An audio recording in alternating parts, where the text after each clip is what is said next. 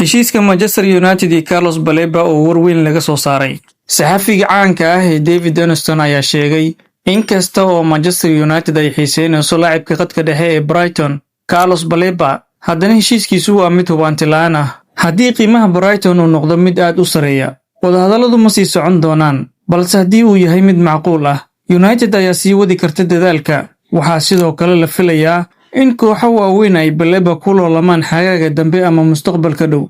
Denniston ayaa intaa ku daray in qaar ka mid ah ciyaartooyda Man United oo ay ku jiraan xidigaha Camerooneyska iyo kuwa u dhow Baleba ay la soo xiriireen si ay ugu sharxaan mashruuca kooxda iyo fursadda uu heli karo.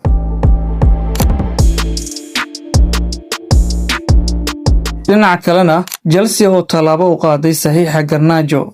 Chelsea ayaa kordhisay dadaalada ay ku doonayso saxiixa garabka Manchester United Alejandro Garnacho, iyadoo wadahadallada labada koox ay hadda si wanaagsan u socdaan, sida uu sheegay Fabrizio Romano.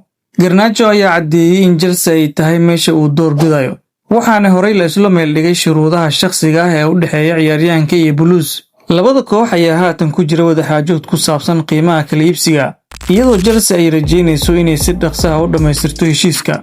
Garnacho ayaa la filayaa inuu xagaagan dhammaystiro u dhaqaaqista Stamford Bridge.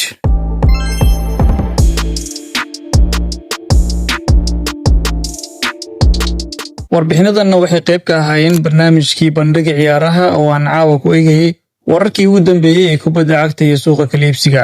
haddii aad ilaa dhammaadka muuqaalka nala soo gaartay, ha ilaawin inaad muuqaalka like saarto, sidoo kalena aad sii share gareyso. haddii aad nagu cusubtahay, nagu soo biir oo ka mid noqo asxaabta nagu xiran. mahadsanid.